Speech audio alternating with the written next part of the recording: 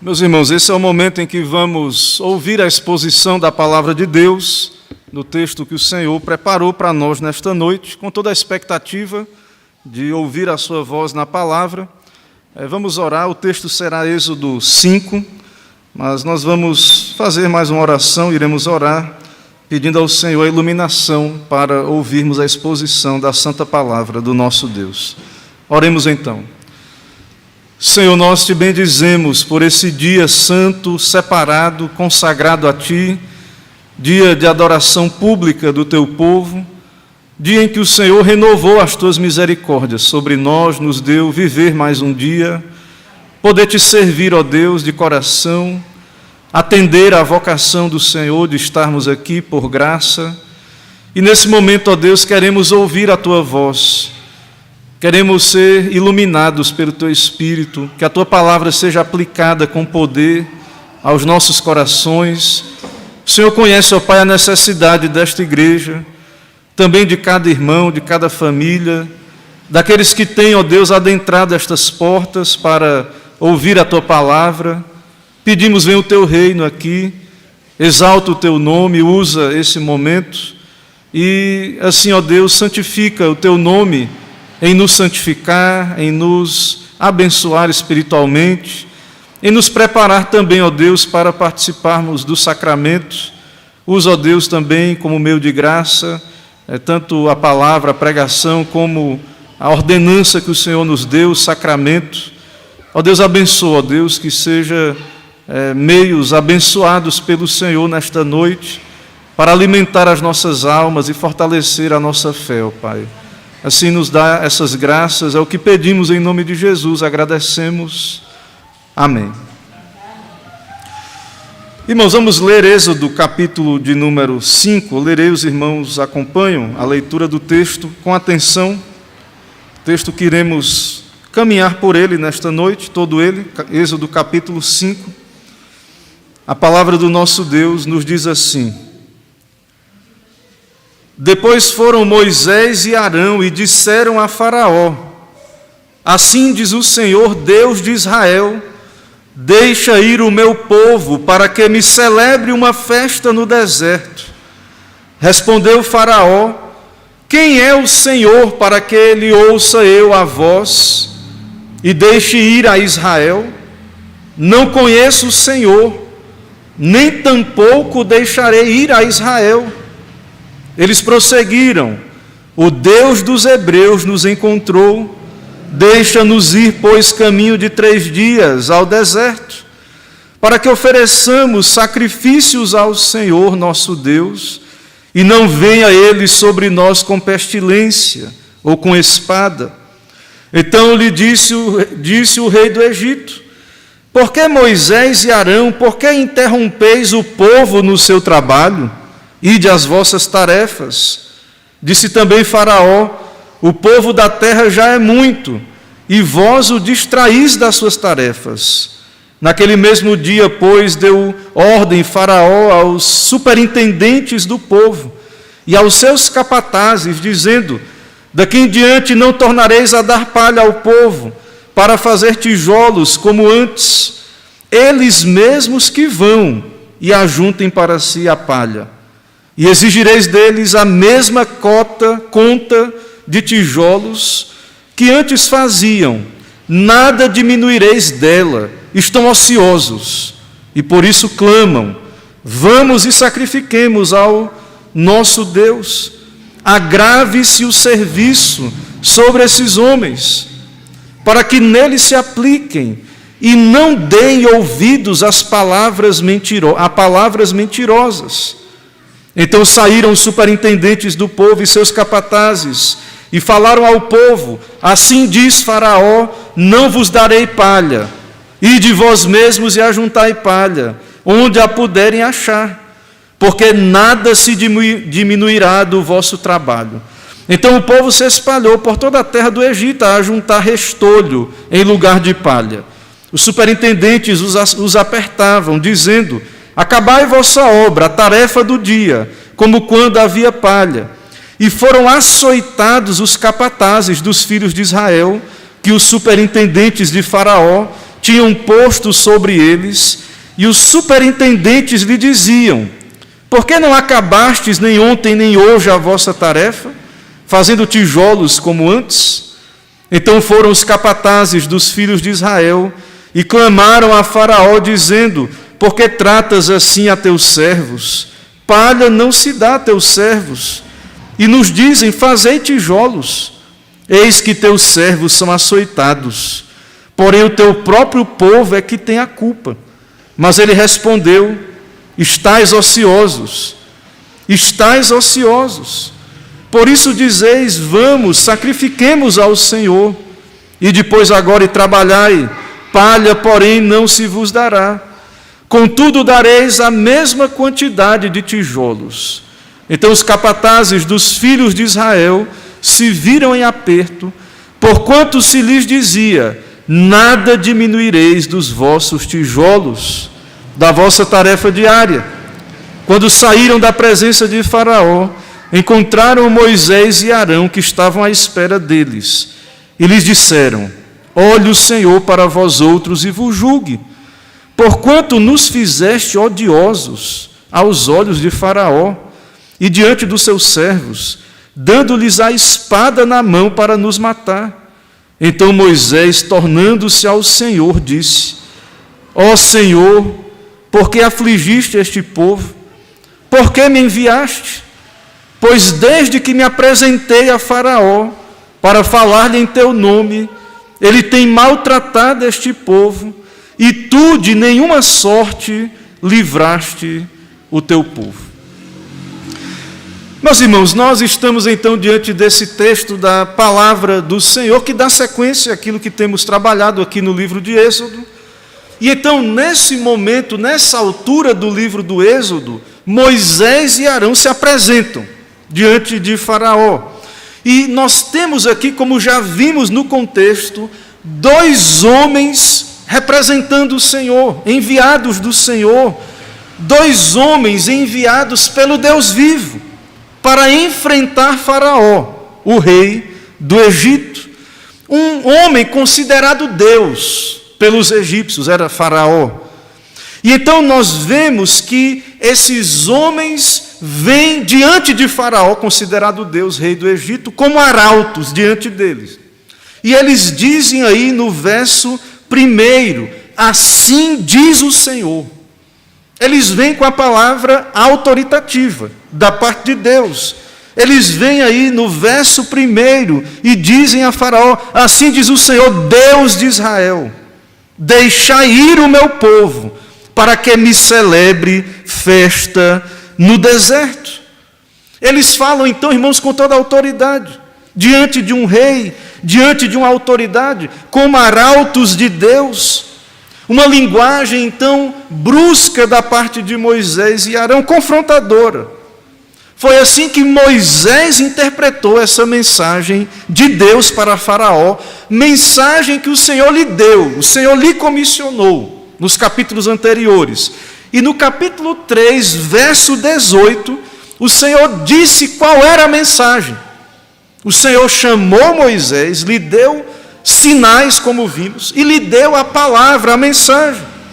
E como vimos também, como era pesado de língua, lhe deu uma boca o seu irmão Arão, e a mensagem está lá no capítulo 3, verso 18, e ele diz: e ouvirão a tua voz, e irá com os anciãos de Israel ao rei do Egito, e lhe dirás: o Senhor, Deus dos hebreus, nos encontrou. E qual era a mensagem?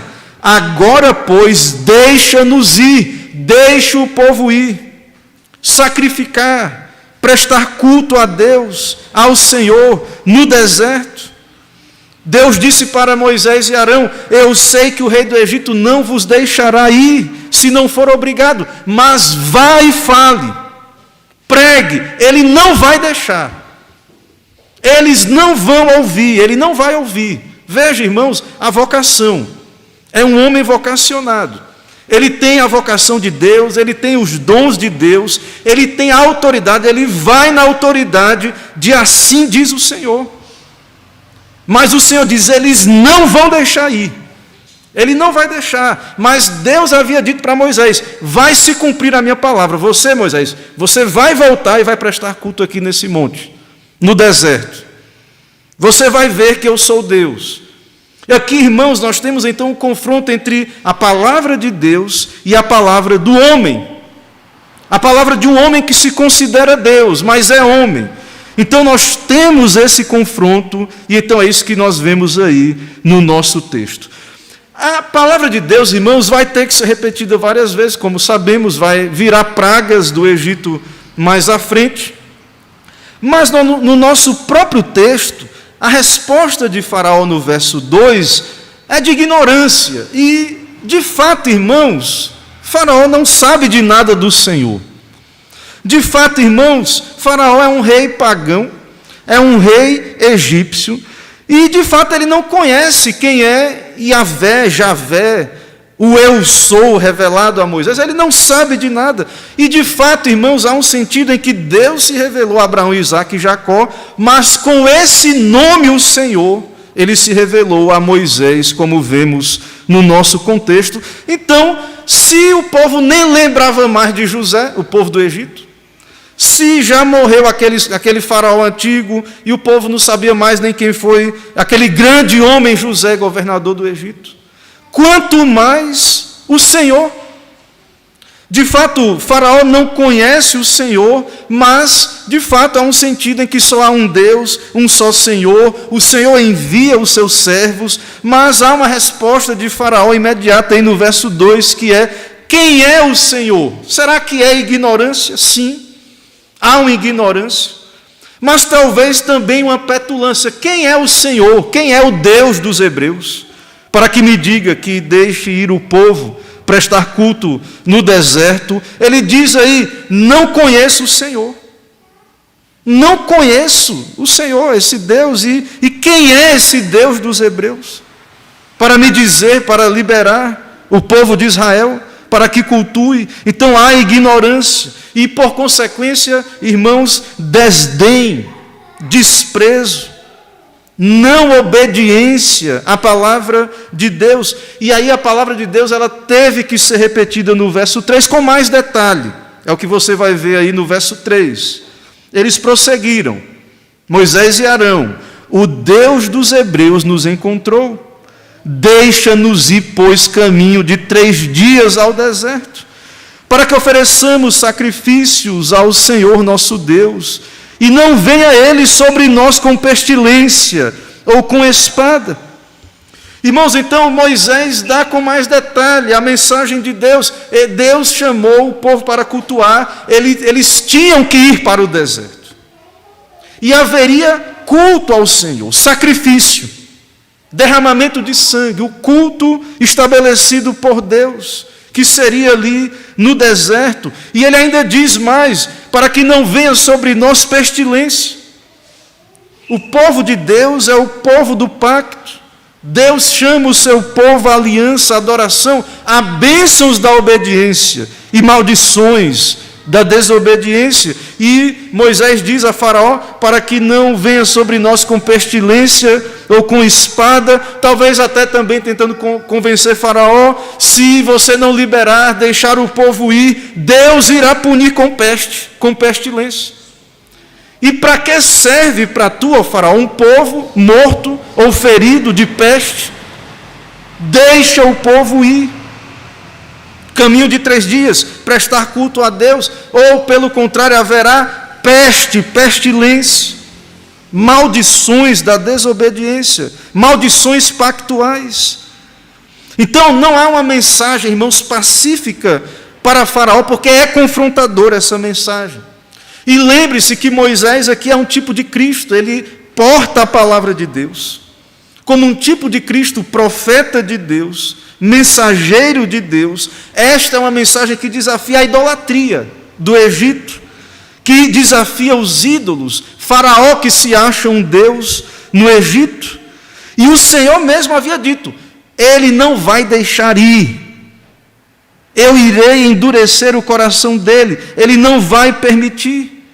Irmãos, então nós vemos que Faraó ignora quem é o Deus de Israel, trata Moisés e Arão como agitadores das massas, e então talvez ele, como rei, era acostumado a ver motins entre estrangeiros, entre os seus servos, e talvez ele tratou como um movimento a mais ou a menos que haveria ali no Egito por libertação de povos estrangeiros que eram escravos ali e que trabalhavam fazendo tijolos. Existem registros arqueológicos de povos ali fazendo tijolos no Egito, pessoas sendo oprimidas, escravizadas.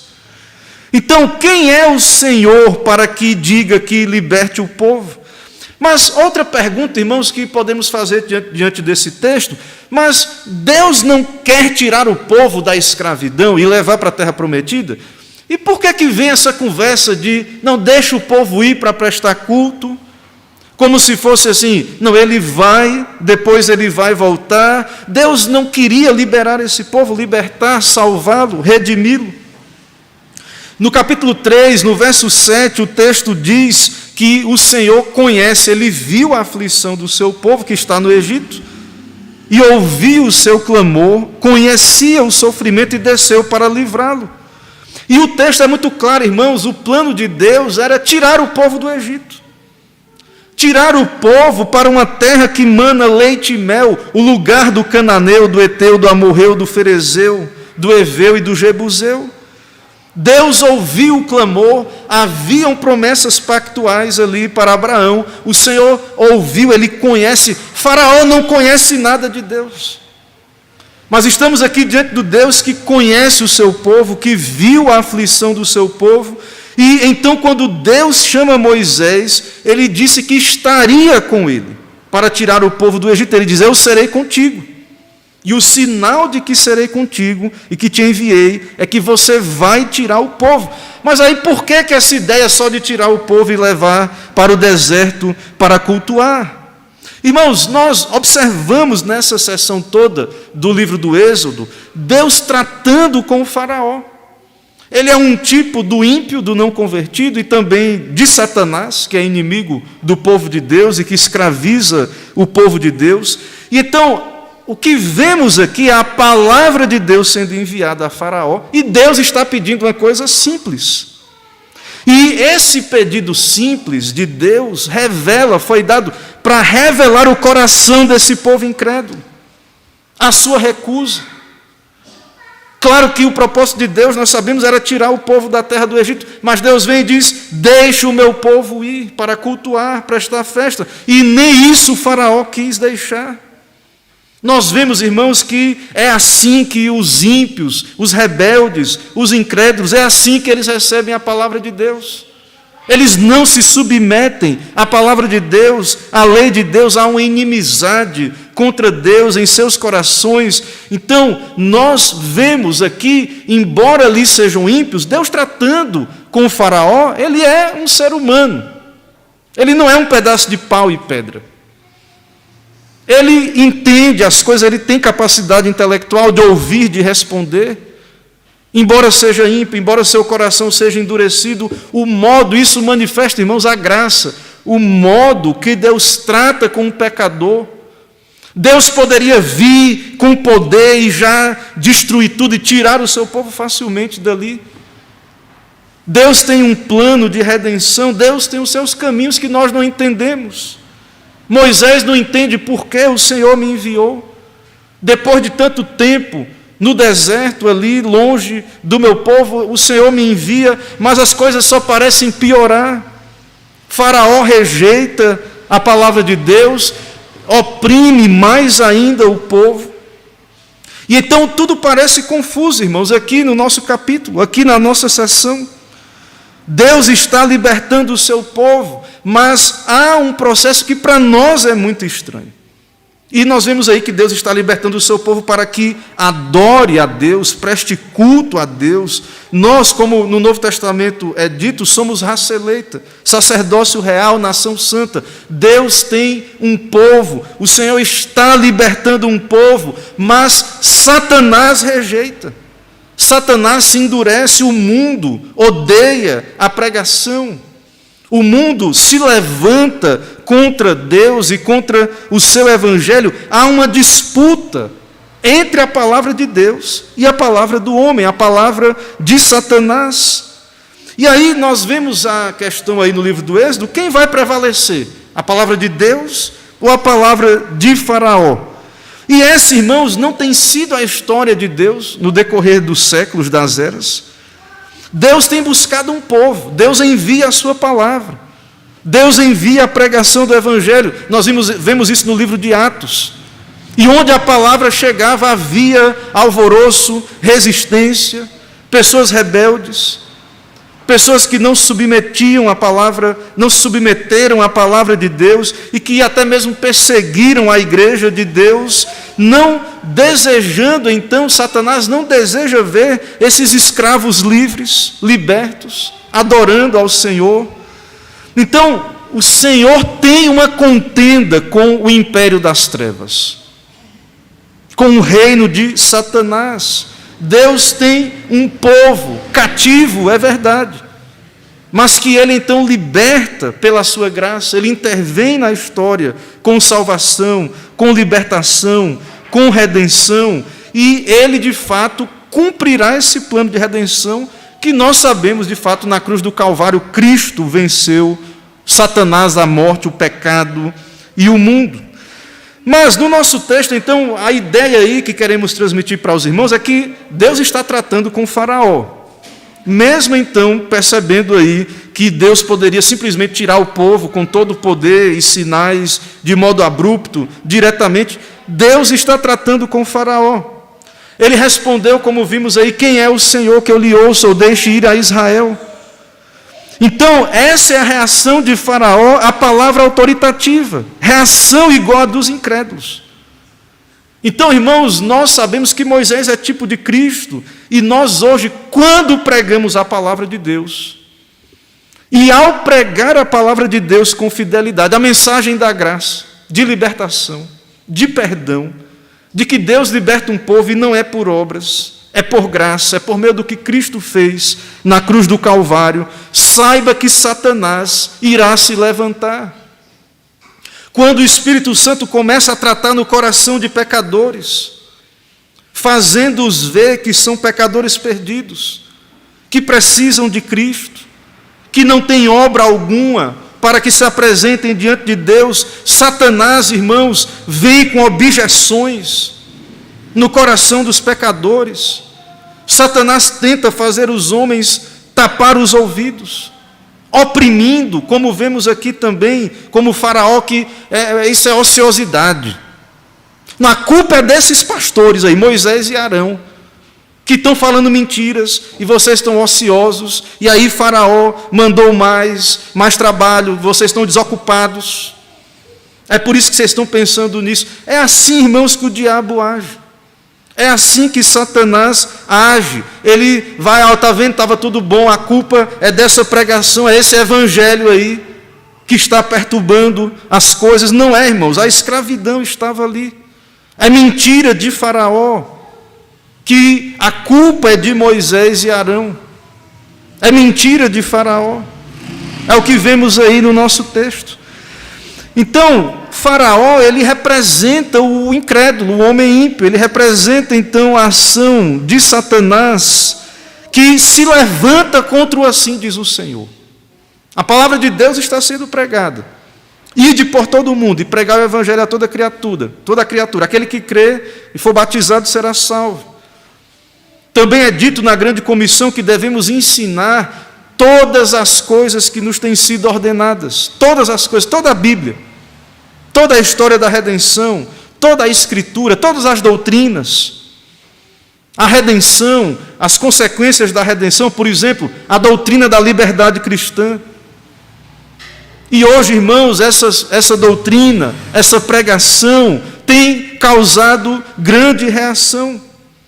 E nós não devemos nos surpreender, porque nós vemos aqui no nosso texto, nós vemos que Satanás e o homem incrédulo, enquanto ele não for convertido, Enquanto ele não for humilhado e se arrepender pela graça de Deus, sabemos que haverá então uma ação do inimigo, do pecado, do mundo, e talvez até fazendo esses pecadores se voltarem contra a palavra de Deus também e seus enviados.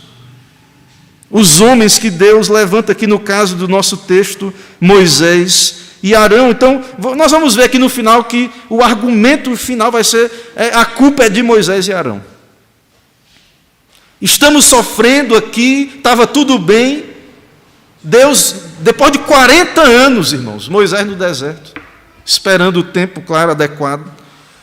Deus manda Moisés, mas nós vamos ver, e aí nós já lemos, que a coisa piora, a coisa fica pior.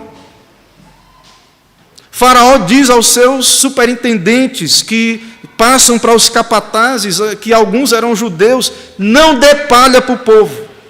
Trabalhe mais, vocês estão desocupados, vocês são um bando de preguiçosos, é o que vocês são. Por isso vocês estão falando de negócio de salvação aí, de prestar culto no deserto. Vocês são muito preguiçosos, não tem o que fazer. E aí pesa a mão, e aí no final o povo pensa o quê? A gente estava aqui antes, era escravo e tal, mas aí Moisés vem para tirar a gente, a coisa fez foi piorar. E aí eles vão atribuir a culpa de tudo isso aí a Moisés e Arão ainda, e Moisés, claro, vai orar ao Senhor, e é o que acontece no final, claro, aí do capítulo. Então, Deus deu ordem, irmãos, Deus enviou a sua palavra para Faraó, a mensagem, aquele rei arrogante, que então resiste fortemente à palavra de Deus. Então há um conflito entre a palavra de Deus e a palavra do homem, mas a palavra de Deus irá vencer. A palavra de Deus é enviada. No verso 3, nós já falamos aí, há uma repetição. Moisés, com mais detalhe, ele diz: temos que ir 3 dias no deserto, oferecer sacrifícios ao Senhor. Há uma cortesia aí no versículo 3, maior do que no versículo 1, nas palavras, no modo de expressar as palavras. Mas não adianta. Não é a questão de cortesia. Faraó não iria deixar o povo ir. No verso 4 e 5, ele diz: por que Moisés e Arão interrompeis o povo? Vocês estão atrapalhando. Ide às vossas tarefas. O povo já é muito, vocês estão distraindo o povo com essa conversa de salvação, de libertação, de culto, de santa convocação, de prestar festa a Deus no deserto. Então, Faraó, nós já vimos no contexto, ele tinha medo, porque o povo estava crescendo, ele perseguiu as crianças dos hebreus, e ele talvez tinha medo de motins, de pessoas se levantando ali para sair. Então ele temia tudo isso. Ele temia que o povo se tornasse mais forte e fugisse. E assim, irmãos, é Satanás, quando o seu império é ameaçado pela verdade. Quando Cristo veio, Cristo Jesus veio e disse: o reino dos céus é chegado, está próximo, arrependei-vos e crede no Evangelho. A luz veio a esse mundo. E os demônios se levantaram, Satanás, os inimigos contra Cristo, contra o ungido. E nós não devemos pensar que será diferente nos nossos dias. Satanás se levanta. Ele faz então suas reivindicações. Ele não quer ver o povo de Deus progredindo. Satanás não quer ver o povo de Deus liberto, salvo, com liberdade cristã, servindo tão somente a palavra de Deus. Aquilo, irmãos, pelo qual os reformadores lutaram e deram as suas vidas. A liberdade cristã. A liberdade de servirmos a Deus de acordo com a sua palavra, segundo o princípio do sola escritura, que não foi para os reformadores rejeitar toda a tradição, mas a tradição embaixo, submissa às escrituras. Foi isso que os reformadores fizeram. Quem interpretou sola escritura com anulação total da tradição foram os reformistas radicais, os quais os reformadores discordaram. Mas, meus irmãos, quando pegamos doutrina de homem, nós temos um capítulo na nossa confissão de fé que trata da liberdade cristã. Quando nós pegamos uma doutrina de homem, uma tradição, e nós damos peso de Bíblia e impomos a consciência dos irmãos, nossa confissão de fé diz que isso é ir contra a liberdade de consciência. Nós fomos libertos para adorar a Deus de acordo com a sua palavra. Nós somos salvos pela graça. Nós somos livres para obedecer. Para obedecer, irmãos, os ensinos do Senhor, para sermos fiéis ao seu pacto. O Senhor nos libertou para isso, não para vivermos escravos, temor de homens, para viver com medo de Satanás, dos seus servos, daqueles que resistem a Deus, a sua palavra, não. Nós fomos libertos para sermos fiéis à sua palavra, mas é claro que Satanás não vai gostar disso. É claro que o mundo e os inimigos de Deus, é claro que aqueles que são escravos de Satanás e do mundo, que vivem na escravidão das leis dos homens, irão se levantar. Mas pode se levantar, é o que nosso texto está mostrando. Qual é a palavra que vai prevalecer? É a palavra de Deus, meus irmãos. São as Escrituras, é isso que aconteceu lá na Reforma. Lutero lá foi perseguido, viveu escorraçado, empobrecido, comparando com o que era a igreja romana, mas pregando o Evangelho. Foi preservado, não se submeteu a julgo de escravidão, assim como os outros reformadores, cada um com a luz, claro, que Deus lhes deu, mas nesse desejo de retornar à palavra de Deus. Então, Faraó, ele diz a Moisés e Arão, ele resiste à palavra de Deus, Satanás odeia essa libertação, e ele dá uma ordem, ele não mata Moisés e Arão, que seria uma solução, né? Talvez para não fazê-los virarem mártires, ele não os mata, mas no verso 6 a 9 é dito que ele deu ordem para dizer o quê? Não dê palha ao povo, está trabalhando pouco, é preguiçoso esse povo, por isso que eles estão falando desse negócio aí, dessa palavra aí, acreditando nessa mentira aí, segundo Faraó, que não era a palavra de Deus. Então não dê palha para esse povo, mas a mesma cota de tijolos, vão fazer os tijolos, ou seja, aumentou a opressão.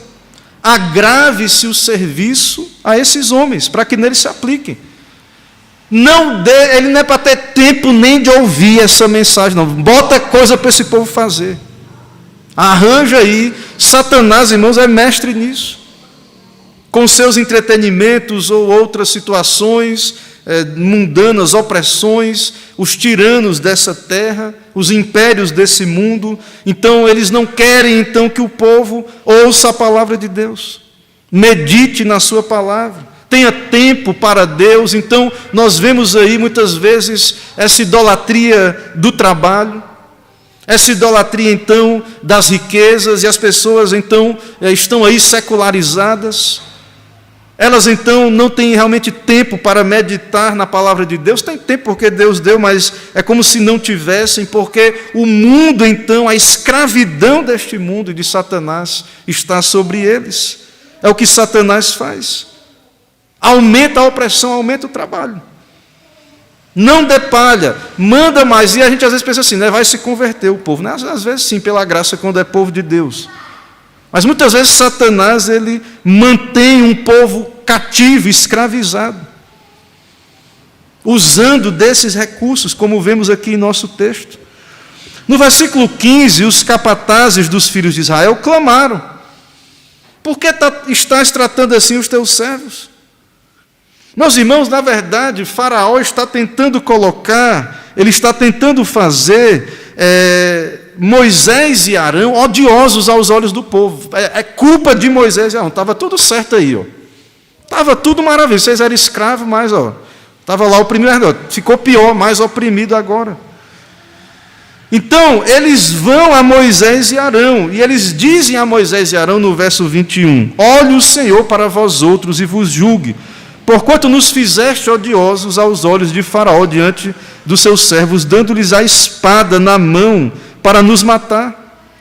Ou seja, eles começaram a acusar Moisés e Arão, os pastores, os pregadores começaram a acusar. E aí eu pergunto, não foi Deus que enviou Moisés e Arão? Não é a palavra de Deus que eles estão pregando ali? Meus irmãos, Deus tem um caminho, nem Moisés e Arão sabiam o que ia acontecer. Deus tem uma maneira de agir, Ele está tratando com o faraó, Ele está tratando com os corações, Ele está tratando também de alguma maneira com o seu povo. E aí, diante disso, então, vemos aí que no final Satanás agiu de uma maneira para que eles colocassem a culpa em Moisés e Arão. E aí, o que é que Moisés faz? É o final aí, no verso 22. Nós vamos ver que Moisés se volta para Deus. Moisés ora a Deus. Então, nós, pela graça de Deus, o Senhor nos envia a pregar o seu evangelho. Um evangelho maravilhoso, bíblico, da graça.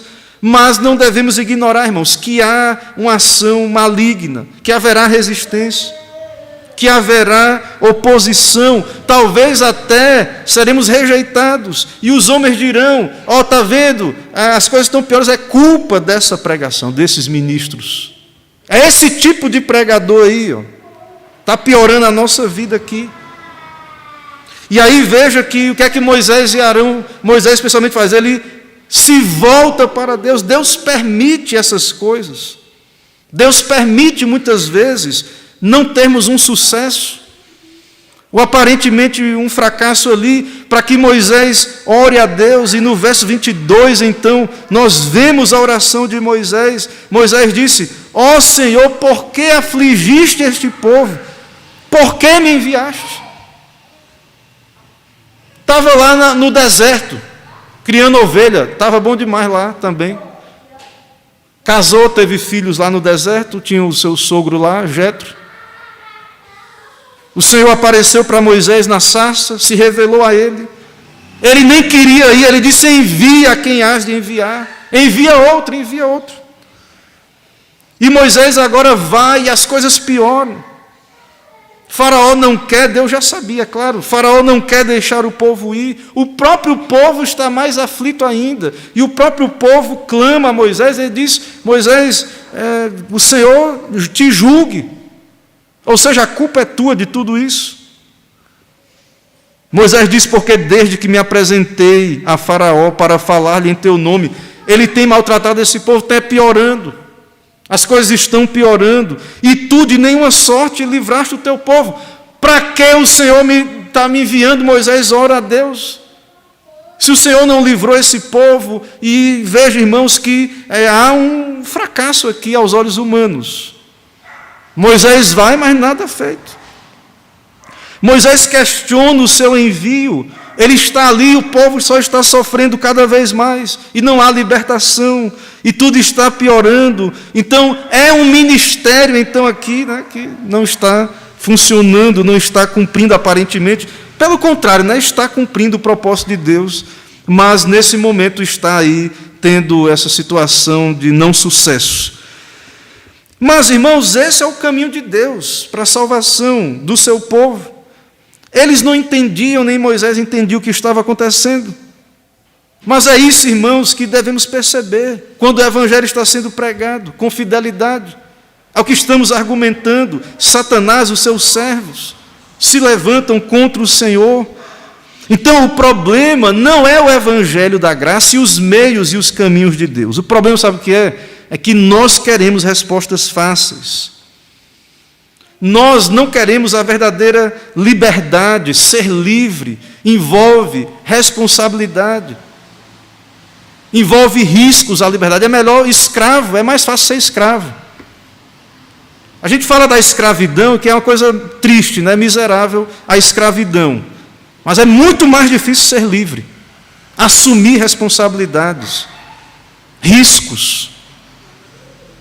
Então, Deus tem um povo que Ele chama para a liberdade, e as coisas não vão ser fáceis, irmãos.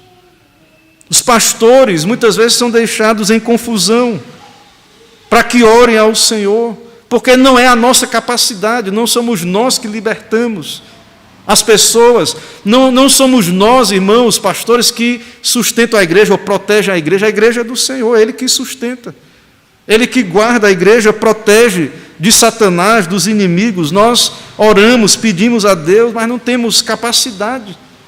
de proteger a igreja de Satanás, do mundo, das investidas aí do inimigo. Então, vem a oração de Moisés. Moisés não está murmurando. Ele não está reclamando de Deus, ele está reclamando para Deus, ele não está murmurando. Mas é evidente aqui que não está tendo sucesso, não está sendo bem sucedido. Então, ele ora a Deus, por que o Senhor permitiu isso? Há 40 anos atrás ele foi rejeitado na sua juventude. O Senhor permitiu ele ficar 40 anos no deserto. Finalmente chegou a hora. Mas parece que Deus não está com ele, abençoando o seu trabalho, sendo que Deus o enviou e disse que estaria com ele. Então, irmãos, Deus, o Senhor, tem um tempo para cada coisa. O nosso problema é o nosso conceito de sucesso, ou de liberdade, ou de salvação, ou de libertação. Nós queremos ser livres dos problemas da vida, mas a liberdade é desafiadora. A liberdade, irmãos, torna a vida mais complexa. E a liberdade que a Bíblia prega e que nós pregamos é a liberdade do poder de Satanás. É a liberdade cristã. É a liberdade de consciência. Não estamos mais submetidos a doutrinas de homens. Não estamos submetidos, então, a Satanás, ao seu governo. Somos livres para obedecer, para cultuar. Esse é o tipo de liberdade que pregamos, a liberdade do pecado, de Satanás. E para que haja essa liberdade, é necessária uma libertação do império das trevas, é necessária uma obra do Espírito, é necessário quebrantamento do coração, grande luta, muitas vezes, para que uma alma seja iluminada, regenerada, uma ação do Espírito de Deus com a palavra. E nesse processo, muitas vezes, há resistência. Nosso Senhor Jesus Cristo, que é a luz, veio a esse mundo e foi rejeitado. Quanto mais nós que somos luzes derivadas dele, né? Pela graça, ele nos faz também sermos luz, sal da terra e luz do mundo. Irmãos, então, diante disso tudo, ainda algumas aplicações para nós aqui. É muito forte a ideia do culto aqui no texto. O Senhor, então, chama o seu povo, e é isso nós vemos em toda a Bíblia, Deus liberta um povo para a adoração, porque isso é o que foi perdido no Gênesis, na queda, a comunhão com Deus, o acesso a Deus, o culto a Deus. Então Deus liberta um povo para lhe cultuar, e esse culto precisa de sacrifício. O pecado precisa ser expiado, pago. E essa relação com Deus é dentro de uma estrutura de pacto. Estamos aqui na nova aliança, temos aqui a ceia, que é o sacramento da nova aliança, um deles, junto com o batismo. Então há uma relação pactual de culto a sacrifício, onde o nosso sacrifício é o de Cristo já executado em nosso lugar, na cruz do Calvário. Então há aqui uma referência ao culto e à relação pactual, e é necessário derramamento de sangue. E por isso estamos aqui diante da mesa, onde temos uma ordenança do Senhor, um sacramento, onde olhamos para a cruz de Cristo através desses elementos. Do corpo representado pelo pão, o sangue pelo o vinho, o sangue de Cristo derramado na cruz do Calvário. Então, nós estamos numa relação pactual, somos povo de Deus, liberto, sacerdotes reais, e estamos nessa relação, chamados para adoração, para culto, para prestar culto. O povo de Deus é um povo pecador, e por isso precisa se apresentar diante de Deus com sacrifício, e é o sacrifício de Cristo, é pelo sangue de Cristo que estamos aqui, diante dele. Ao mesmo tempo, vemos, irmãos, que há pecadores que vão se endurecer cada vez mais, serão impenitentes, sofrerão a consequência dos seus pecados, e aí Faraó é um tipo desses pecadores, e nós vemos que, apesar disso, Deus está tratando com pecadores. Não sabemos quem são os eleitos, e sabemos que Deus está tratando com pecadores, alguns que não vão se converter. Lembra de Caim? Deus tratou com Caim para que ele se arrependesse do seu pecado. Ele era ímpio, não era eleito, não iria se arrepender. Mas Deus está enviando a sua palavra, e há uma graça nisso, uma bondade. Nós já temos explicado aqui nos estudos do catecismo, de que não é culpa de Deus que os pecadores não se arrependam.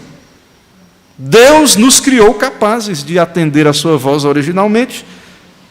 Não é culpa de Deus se os ímpios não vêm, e Deus não deixa de tratar com a humanidade dessa maneira. Usando palavra inspirada, revelação proposicional em palavras, tratando com o pecador, falando com o pecador. Nós vemos também, irmãos, a dificuldade de liderar o povo, a rejeição, muitas vezes, a provação que leva-nos a orar a Deus. Nós devemos orar pela igreja, orar pelos pecadores, orar para que possamos evangelizar, porque sabemos, irmãos, que estamos lidando com pessoas que estão servindo a Satanás e que, por natureza, não irão aceitar o evangelho se não for a graça de Deus. E em meio a esse processo, Deus está cumprindo os seus planos. Passamos por provações, devemos aprender a suportar com paciência e saber, então, que essa redenção é uma libertação do cativeiro da escravidão. Porém, ser liberto tem suas dificuldades. Sair de um contexto de escravidão para a liberdade tem suas dificuldades. Falei e repito, pense nisso, medite nisso. O escravo não tem tantas preocupações, responsabilidades. Ele cumpre ali, ele é oprimido e tal, mas ele não tem muito assim responsabilidade. E ao ser livre agora, sim. Ou seja, o caminho da liberdade é um caminho que nos chama a muito mais compromisso e responsabilidade. E tenho visto, irmãos, e digo aos irmãos, pastoralmente, temos visto uma grande dificuldade. Primeiro, como temos pregado aqui, de aceitar esse evangelho da liberdade cristã. E aí muitos dizem, mas aí, está vendo, esse evangelho aí da graça, o povo vai pecar muito agora. Isso aí vai promover o pecado. A reforma foi acusada disso. Mas a liberdade, irmãos, não é para dar ocasião à carne. E a liberdade não é o caminho mais fácil também. Haverão tentações, lutas.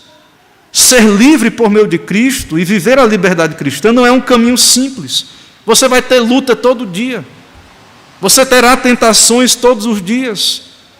O seu compromisso com a igreja, trabalho, família, colocar a sua vida em ordem. Mas é para isso que Deus te chamou, meu irmão. Para você ser livre e com a liberdade com a qual você foi conquistado, você viver como uma pessoa liberta. Não escrava de tradições humanas, doutrinas humanas. É para a liberdade que Deus nos chamou. Paulo diz isso em Gálatas 5,13. Porque vós, irmãos, fostes chamados à liberdade. Agora, não useis da liberdade para dar ocasião à carne. Viver de qualquer jeito, sem compromisso com Deus, com a igreja, com a palavra de Deus. Viver totalmente descompromissado. E aí muitos criticam, então, o evangelho da graça, a liberdade cristã, porque ou não estamos verdadeiramente libertos, talvez alguns estejam ainda escravizados, estejam no Egito ainda. E outros, tendo a liberdade, não sabem usar. Usa a liberdade para dar ocasião à carne. Ele diz, não useis então da liberdade para dar ocasião à carne, mas servir-vos uns aos outros pelo amor. Então, irmãos, nós temos muita luz em toda a Bíblia, em toda a revelação. Nós temos muita responsabilidade. Nós, pela graça de Deus, cremos, fomos libertos. Mas olhamos e vemos muita escravidão. Muitas coisas que escravizam, tradições, coisas humanas, e pessoas que poderiam viver uma qualidade de vida espiritual muito maior, voluntariamente estar cultuando a Deus, servindo a Deus, vindo à sua casa, servindo ao seu reino, buscando o seu reino em primeiro lugar. Não é isso que temos visto. Servir a Deus parece um fardo, parece que está no Egito servindo a Deus.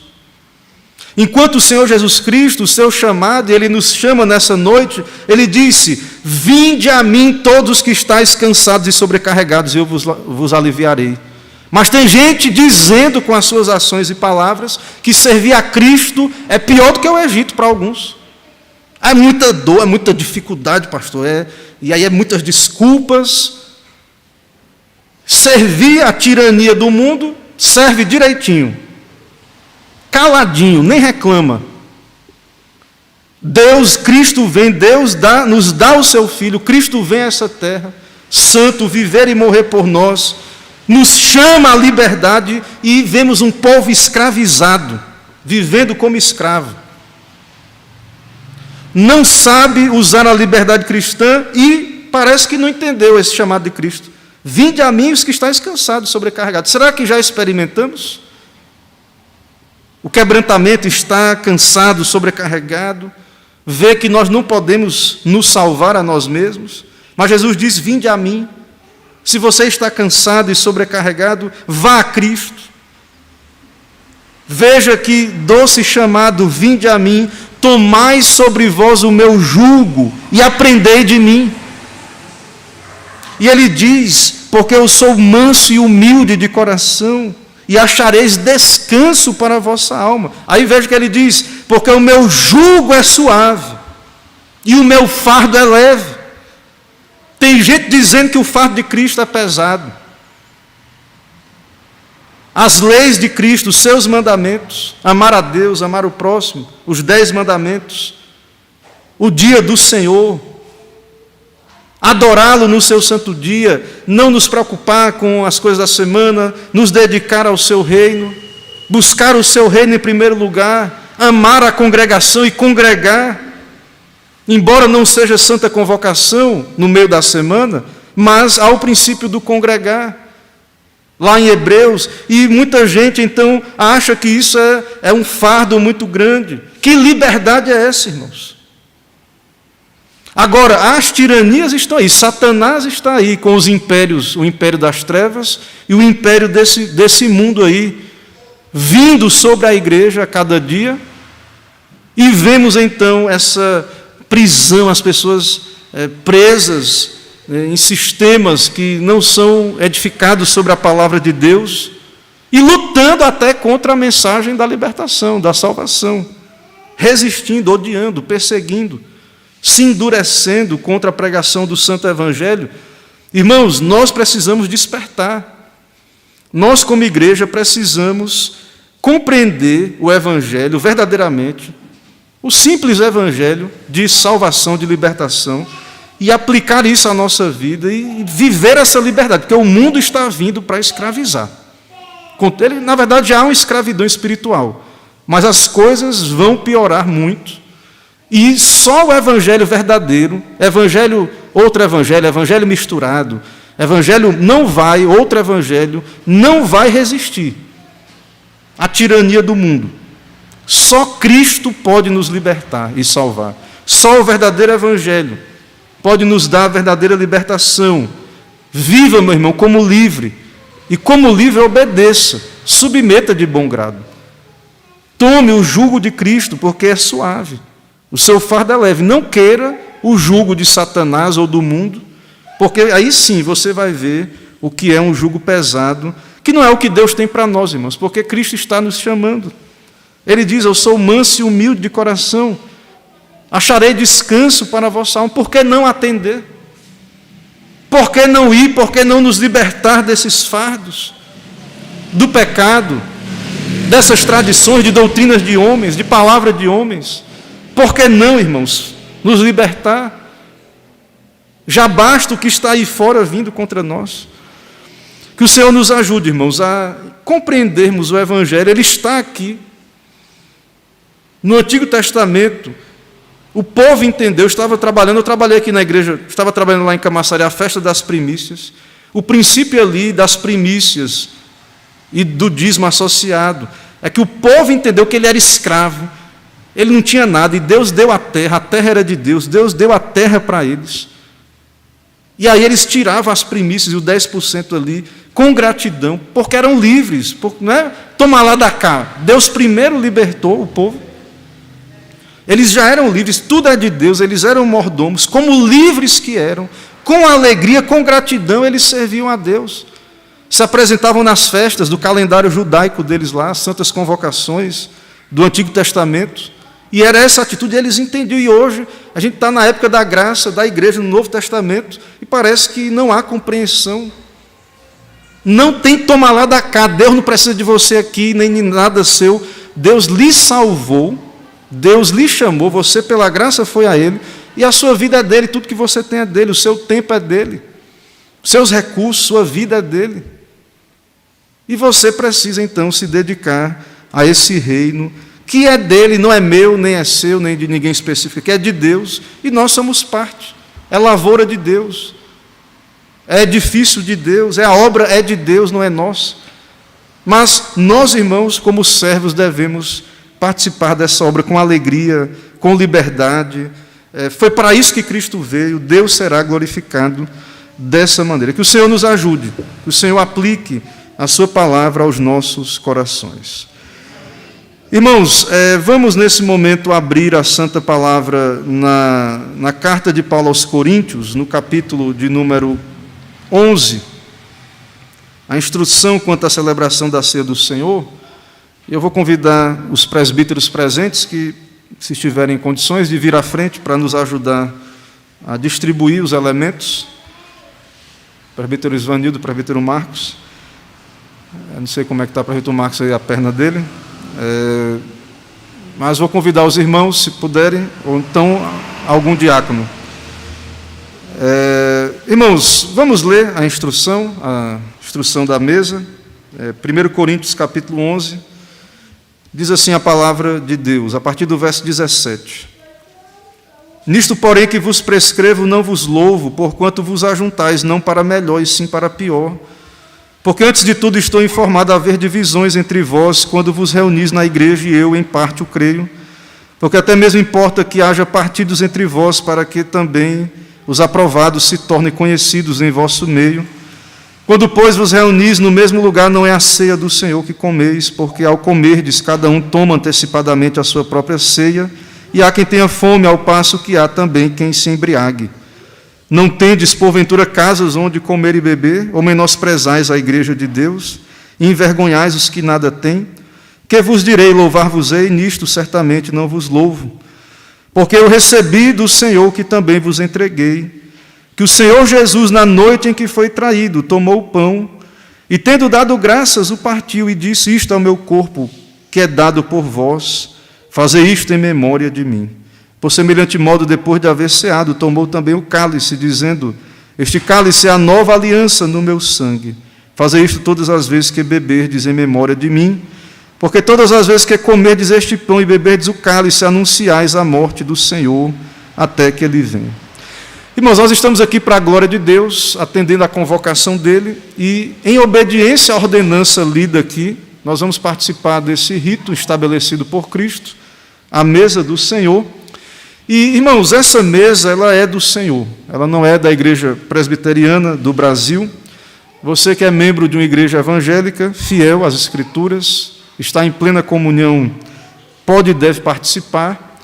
E nós devemos participar, irmãos, olhando para Cristo, crendo, a mesa é meio de graça. E tão certo quanto comemos os elementos, não se torna um corpo literal e sangue de Cristo, mas o Espírito aplica a nós, Ele nos alimenta espiritualmente. Nós comemos da carne e do sangue. E quem não comer da carne e do sangue de Cristo, não tem parte com Ele. Isso é um comer espiritual, pela fé, começa na nossa regeneração e também é continuado na nossa caminhada cristã, quando andamos em fé e participando também com discernimento desse meio de graça. Então, peço aos irmãos que meditem nesse momento no que ouvimos, meditem em Cristo, com atitude de arrependimento, com também desejo de uma melhor graça, reconhecendo que nós não temos em nós capacidade de vencer o pecado, precisamos ser fortalecidos. Então, examine-se, pois, o homem a si mesmo e coma do pão e beba do cálice. Então, façam com autoexame, discernindo o que estamos fazendo, pois quem come e bebe sem discernir o corpo, come e bebe juízo para si, pedindo perdão a Deus, irmãos, e também tendo um coração perdoador para com os nossos irmãos, que possamos cada um de nós reconhecer que precisamos de Cristo e usar esse meio para isso. Ok? Então, irei descer aqui para procedermos com o primeiro elemento. Irmãos, antes disso, eu vou pedir para o nosso irmão presbítero Isvanildo orar, separando os elementos do uso natural. Oremos. Senhor nosso Deus, nosso Pai que estás nos céus, ó Deus, graças te damos, ó Pai, mais uma vez estarmos reunidos, ó Deus, em teu santo nome, ó Deus, louvando a ti, ó Deus, que é digno de toda a honra, toda a glória e todo o louvor, ó Deus. Ó Deus, nós ouvimos, ó Deus, a tua voz nesta noite, através do teu servo. Ó Deus, que os nossos corações, ó Deus, estejam a cada dia com essa disposição de estar servindo ao Senhor tão somente, ó Pai. Que o Senhor esteja, ó Pai, falando a cada dia em nossas vidas, ó Deus, para nós estarmos a cada dia meditando na tua santa palavra, na tua santa voz, para falar aos nossos corações, ó Deus. Em nome de Cristo Jesus, ó Pai, que o Senhor esteja, ó Deus, nos livrando, ó Deus, de toda a escravidão deste mundo, de toda a escravidão que nos atrai, ó Deus, para a escravidão do pecado, ó Deus, que o Senhor esteja tendo a cada dia misericórdia de cada um de nós, ó Deus. Nós ouvimos a tua voz também pela manhã, ó Deus, e sabemos, ó Deus, que o Senhor nos tirou, ó Pai, do lamaçal do pecado, nós que estávamos mortos, ó Deus, em nossos delitos e pecados, e o Senhor nos resgatou para a tua maravilhosa luz, ó Deus. Em nome de Cristo Jesus, ó Pai, nós te pedimos nesta noite, ó Pai, nesse momento, que o Senhor esteja abençoando, ó Pai, esses elementos que foram tirados do uso comum, ó Deus, para estar alimentando o teu povo espiritualmente, ó Deus. Em nome de Cristo Jesus, para a honra e para a glória do teu nome, nós desde já te agradecemos, ó Pai. Amém, Jesus.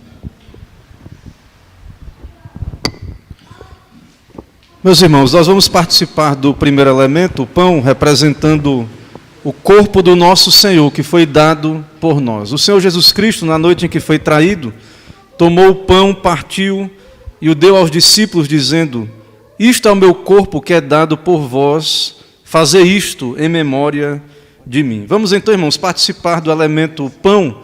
O Senhor foi moído em nosso lugar, a sua carne dilacerada em nosso lugar, a sua justiça, a obediência perfeita, sua vida toda de obediência perfeita, e também o seu sacrifício em nosso lugar conquistou a justiça de Deus, de tal maneira que este corpo de Cristo, o seu sacrifício é verdadeira comida e o seu sangue para nós é verdadeira bebida. Tomai e comei, isto é o meu corpo. Tomai e comei, isto é o meu corpo.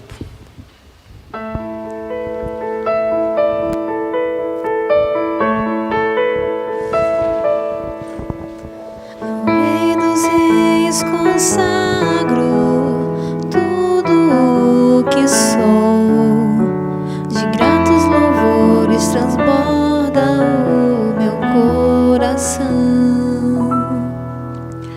A minha vida eu entrego nas tuas mãos, meu Senhor. Pra ti.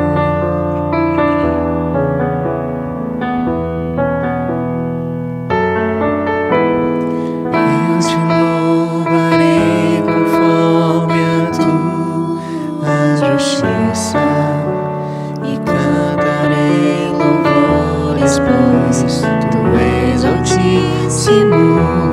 Celebrarei a ti, ó Deus, com meu viver.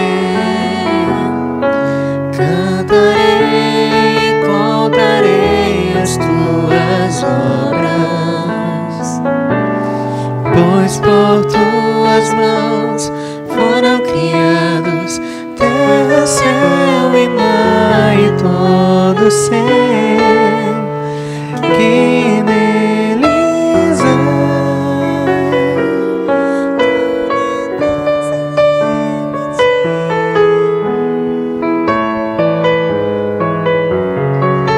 Algum irmão ou irmã foi omitido do primeiro elemento? Se não, irmãos, vamos participar do segundo elemento. O Senhor Jesus Cristo, na noite em que foi traído, tomou o cálice e disse: este cálice é a nova aliança no meu sangue, fazer isto em memória de mim. Vamos então participar, irmãos, deste cálice, o sangue, o vinho representando o sangue do Senhor derramado por nós na cruz do Calvário. Ele deu a sua vida completamente, a sua vida total de obediência, desde o seu nascimento, a sua morte santa, viveu debaixo da lei em nosso lugar, cumprindo cabalmente e sofrendo todo o castigo dos nossos pecados na cruz do Calvário.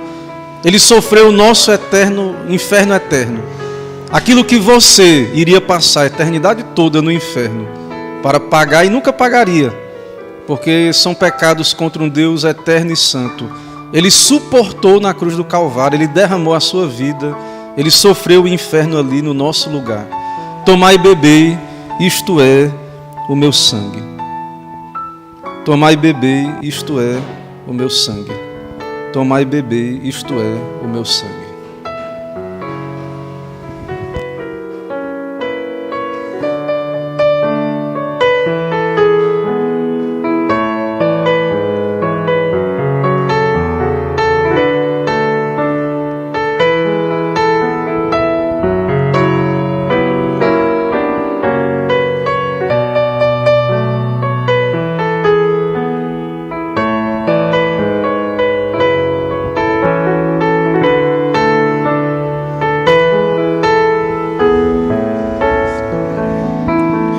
Celebrarei a ti, ó Deus, com meu viver. Cantarei, contarei as tuas obras, pois por tuas mãos foram criados terra, céu e mar e todo ser que neles há. Toda a terra celebra a ti, com cânticos de júbilo, pois tu és o Deus Criador. Toda a terra celebra a ti, com cânticos de júbilo, pois tu és o Deus Criador. Irmãos, algum irmão ou irmã foi omitido do elemento, do segundo elemento? Se não, vamos orar. Eu irei pedir para o nosso irmão presbítero Marcos fazer esta oração.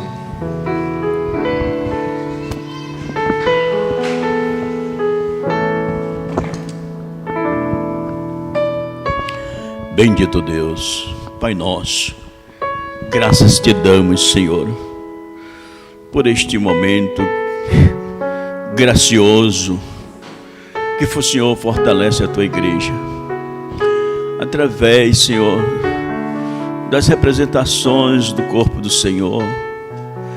Ó Deus, o Senhor teve um corpo dilacerado em prol de um povo resgatado, fortalecido, transformado, que o Senhor, que usou de misericórdia e amor, possa nos tomar, Senhor, nesta existência tão perigosa, tão desgastante, tão tremenda, aonde a tua igreja é fortalecida pelo teu Espírito neste momento.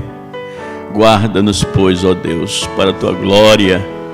Reveste-nos, Senhor Deus, de poder do Evangelho, tão santo, tão poderoso, que nos purifica, né, de todos os nossos pecados, nos trazendo à memória o sangue de Cristo Jesus. Graças te damos, pois. Fica conosco, Senhor, em nome do próprio Jesus, o nosso Senhor remido. Graças te damos, pois. Amém, Senhor.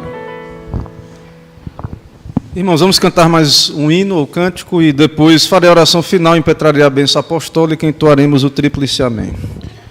Vamos ficar em pé, igreja, e cantarmos o hino de número 368.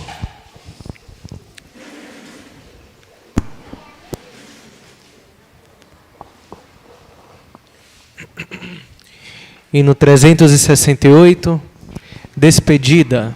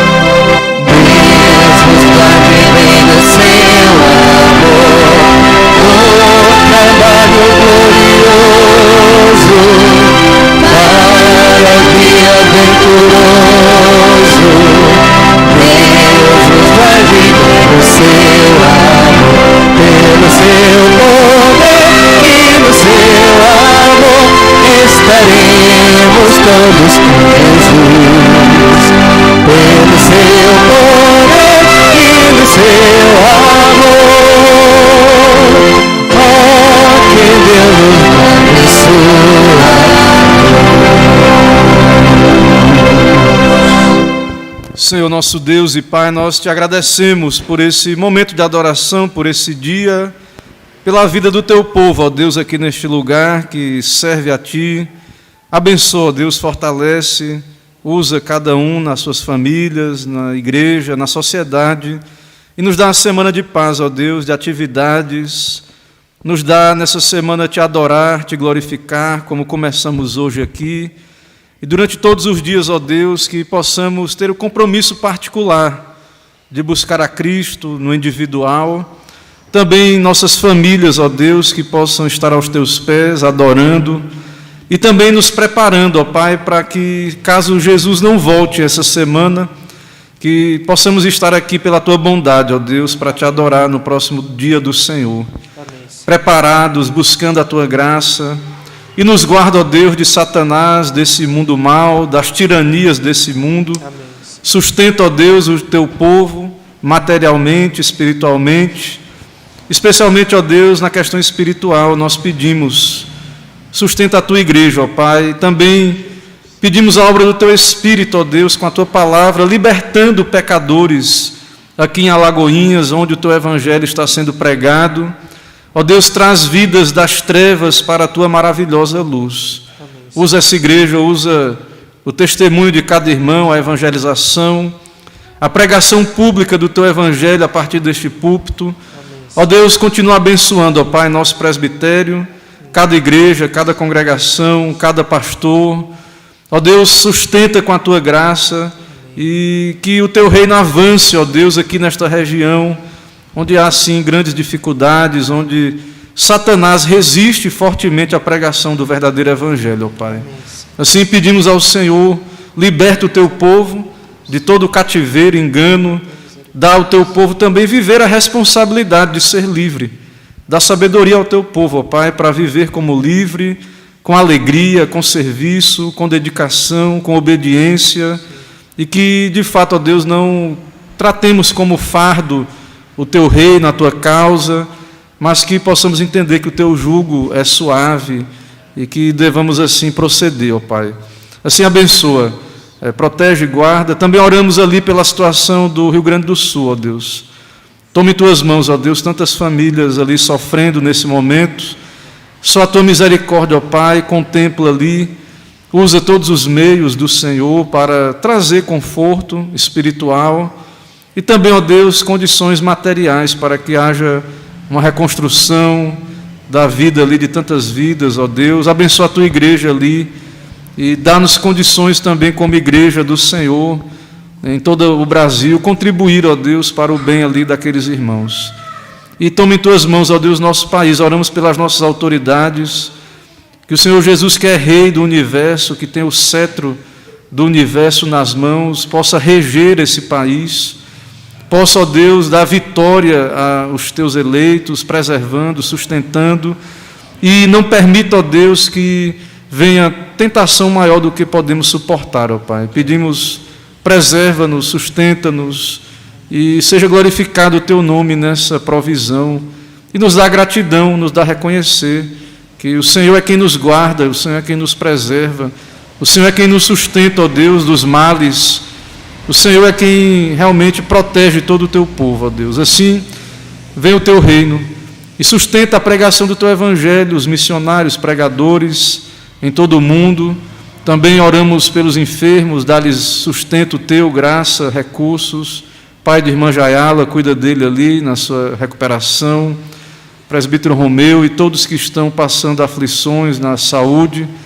Pedimos, ó Deus, a Tua intervenção, o Teu milagre, ó Deus, nessas vidas que temos orado aqui, nas nossas reuniões de oração. Assim nos abençoa, leva-nos na Tua graça, nos leva em paz, nos dá a noite de paz, uma semana abençoada. É no nome de Cristo que oramos. Amém. Agora, irmãos, ide em paz, que a maravilhosa graça do nosso Senhor e Salvador Jesus Cristo, o amor de Deus, o nosso eterno Pai, a comunhão, as consolações do Santo Espírito de Deus seja sobre todos vós e o povo de Deus espalhado por toda a terra.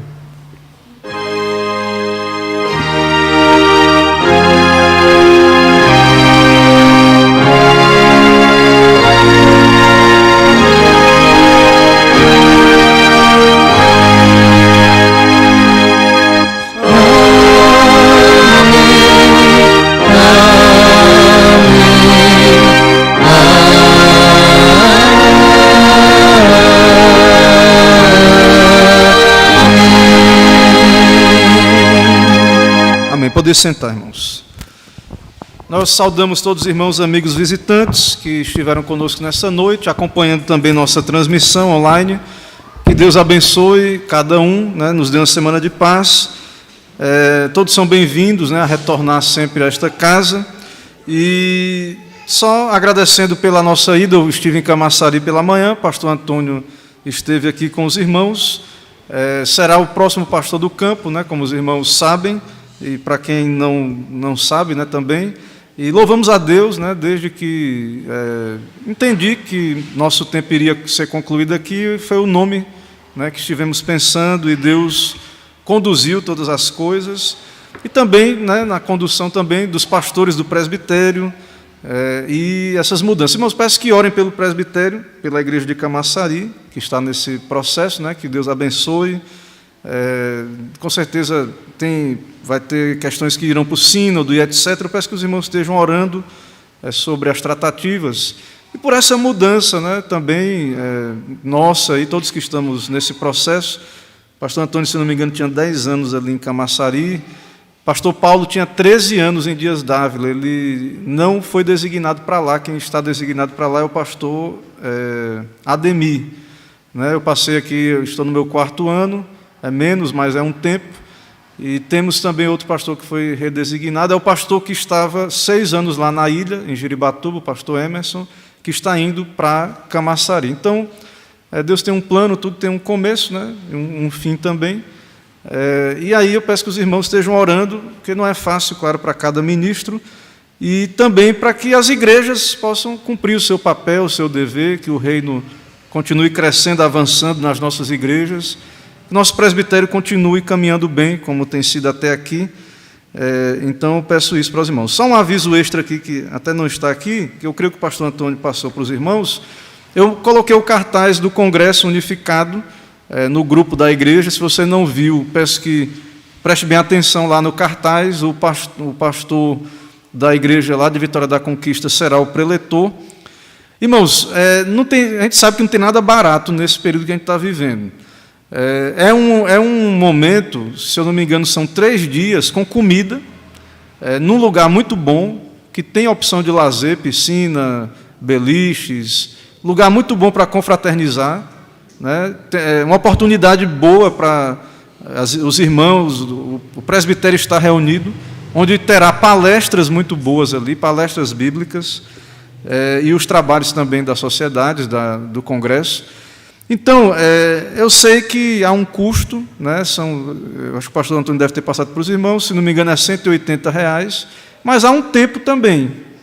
Então, os irmãos podem verificar aí, separar uma quantia mensal até chegar ao período, se organizar e prestigiar esse evento que é do presbitério, e que é importante as igrejas estarem, então, tendo esse contato, confraternizando, certo? Então, eu convoco aos irmãos que considerem isso. Se você não é representante, ainda assim, você vai estar ouvindo as palestras, vai estar tendo contato com os irmãos, com os pastores.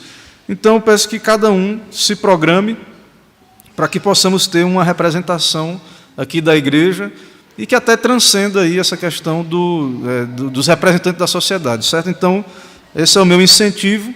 Certo? Então, para isso, na verdade, os irmãos precisam se organizar aí financeiramente e tudo mais.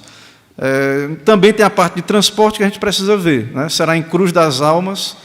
O lugar é excelente, eu creio que a mocidade teve um evento lá, um congresso, né? Teve um congresso muito bom lá. Então, não tem muito o que dizer, é uma questão mesmo de dedicação aí, nos esforçarmos aí para estarmos juntos ali com os irmãos. Ok? Terça-feira, reunião de oração, 18h30, quinta reunião de doutrina, nossa escola dominical normal, 9h30 e culto às 18 horas. E lembre de trazer os alimentos da sexta, certo? Orar pelo presbitério, né? Reunião. Vai haver uma reunião extraordinária do sínodo, dia 16 de setembro. Então, se houver algum representante, não sei se Isvanildo aqui é representante ao sínodo, né? Tem que verificar, então ele precisará ir, eu não lembro agora onde é, mas dia 16 agora vai haver essa reunião. Ok? Então, esses são avisos. Mais algum aviso, lembrete? Irmãos, Deus abençoe, então. Vamos em paz, com oração silenciosa. Me despeço à porta. Uma boa semana a todos. Amém.